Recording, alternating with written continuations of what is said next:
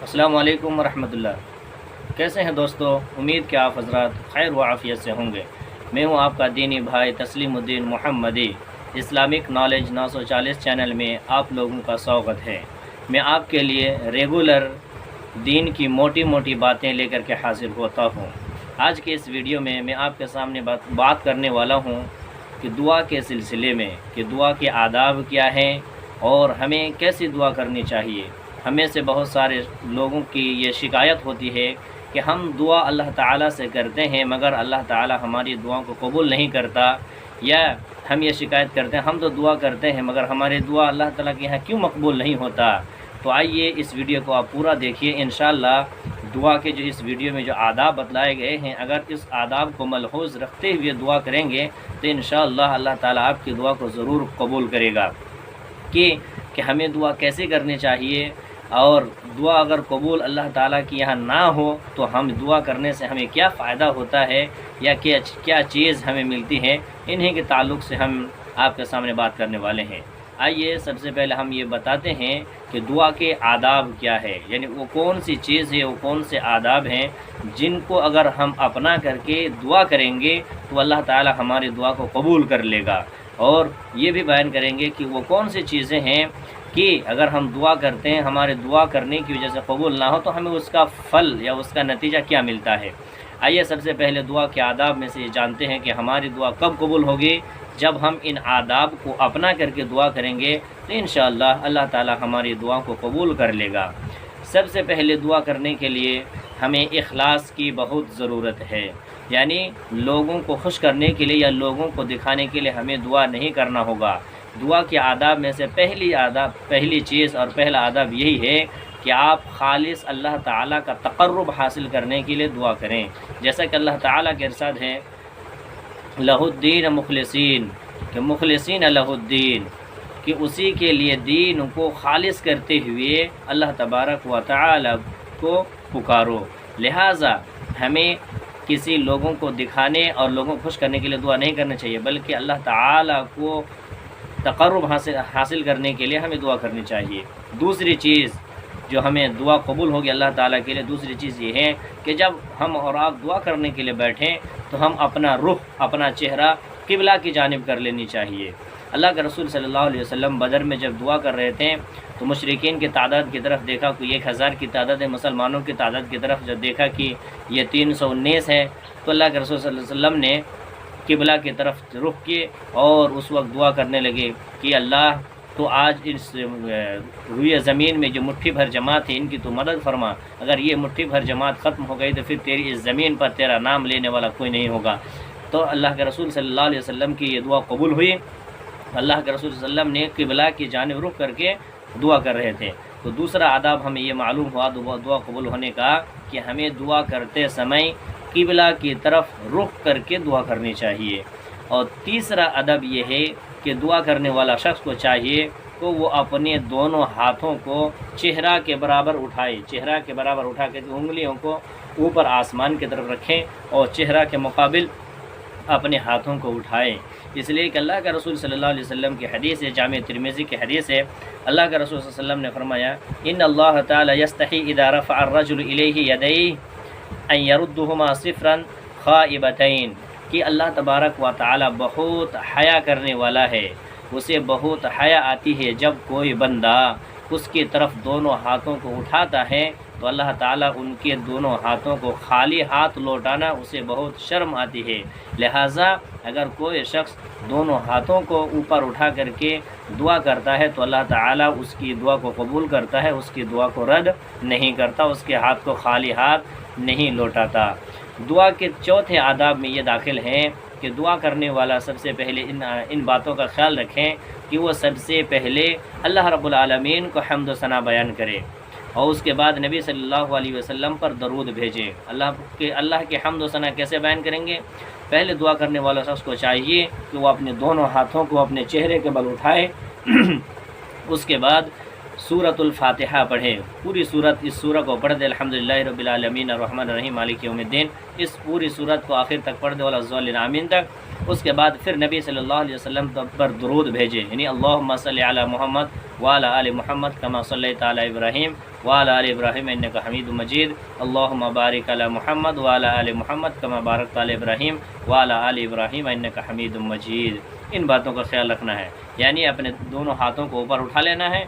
उसके बाद फिर हमें सूरा फातिहा पढ़ना है, उसके बाद फिर हमें दुरूद शरीफ पढ़ना है। उसके बाद जो चीज़ हमें अल्लाह रब्बुल आलमीन से मांगनी है उस चीज़ का हमें अल्लाह रब्बुल आलमीन सवाल करें, यानी पहले अपने अल्लाह की तारीफ़ कर लिए, उसके बाद नबी पर दुरूद भेजिए। उसके बाद आपके दिल में जो भी चीज़ हैं आप बेहतर जानते हैं और आपका रब बेहतर जानता है, आप जो भी चाहें आप अल्लाह ताला से सवाल कर सकते हैं, मांग सकते हैं।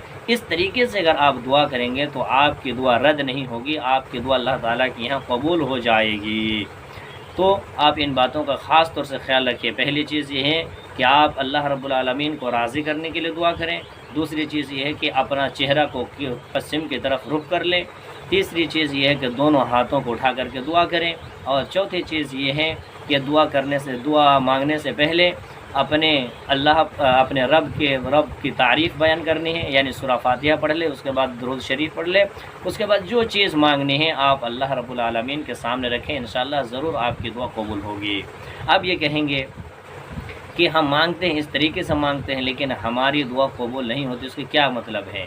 तो आप जान लें, अगर आप इस तरीके भी दुआ करते हैं या और दीगर तरीके से दुआ करते हैं तो अल्लाह ताला आपकी दुआ सुनने वाला है। मगर दुआ के 3 पहलू होते हैं, दुआ के 3 पहलू होते हैं। आप जो अल्लाह रब्बुल आलमीन से दुआ करते हैं उसके 3 पहलू होते हैं। एक पहलू ये है कि जिस चीज़ का आप अल्लाह से सवाल करते हैं, या तो आपके सवाल करने के मुताबिक अल्लाह ताला आपको नवाज दे, वो चीज़ आपको अता कर दे फौरी तौर पर, ये एक पहलू होता है। या कभी बसा औक़ात अल्लाह ताला आपके दुआ करने की वजह से वो चीज़ तो आपको अता नहीं करता है, यानी जिस चीज़ के लिए आप दुआ कर रहे हैं कि अल्लाह हमारे रोज़ी में फरावानी कर दे, मालदार बना दे, इस तरह से आप जो दुआ करते हैं ये तो कबूल नहीं होती है। मगर उस दुआ के नतीजे में अल्लाह तबारक व तआला आपके ऊपर आने वाले जो कुछ मसाइब और कुछ परेशानियाँ होती हैं उस चीज़ को टाल देता है। दुआ के ये दूसरा पहलू है, यानी आप जो अल्लाह से दुआ कर रहे हैं, कोई चीज़ मांग रहे हैं, अगर आपकी दुआ कबूल ना हो, वो चीज़ आपको अल्लाह अता ना करे, मगर उस दुआ मांगने की वजह से आप किसी हादसे के शिकार से बच सकते हैं, आप किसी बड़ी बड़ी मुसीबतों से आप नजात पा सकते हैं उस दुआ के बदौलत। तीसरी चीज़ ये है, तीसरा पहलू ये है कि अगर आप दुआ करते हैं तो आपकी दुआ ये खाली और रद्द नहीं होती हैं। तीसरा पहलू ये होगा कि अगर दुनिया में आपकी दुआ कबूल ना हो या दुआ कबूल करने की वजह से आपकी मुसीबतें ना दूर हो, तो तीसरी बात ये होती है कि आपकी दुआ आखिरत के लिए ज़ख़ीरा कर लिया जाता है। आपका जब इंतकाल हो जाएगा, क़यामत के दिन आपके हिसाब किताब के लिए जब हाजिर होंगे, तो आप जो दुनिया में दुआ किए थे उहद पहाड़ के बराबर आपकी वो दुआ को ज़ख़ीरा करके रखा जाएगा और उसको लेकर के हाजिर किया जाएगा। आप कहेंगे ये किस चीज़ की नेकी है? अल्लाह ताला उस वक्त कहेगा कि ये वही उसी चीज़ की नेकी है जिसको तो दुनिया में दुआ तो करता था मुझसे, मगर मैं तेरी दुआ को दुनिया में इसका जवाब नहीं दिया बल्कि आखिरत के लिए ज़ख़ीरा कर लिया। तो कितनी बड़ी खुशी होगी उस वक्त। अल्लाहु अकबर।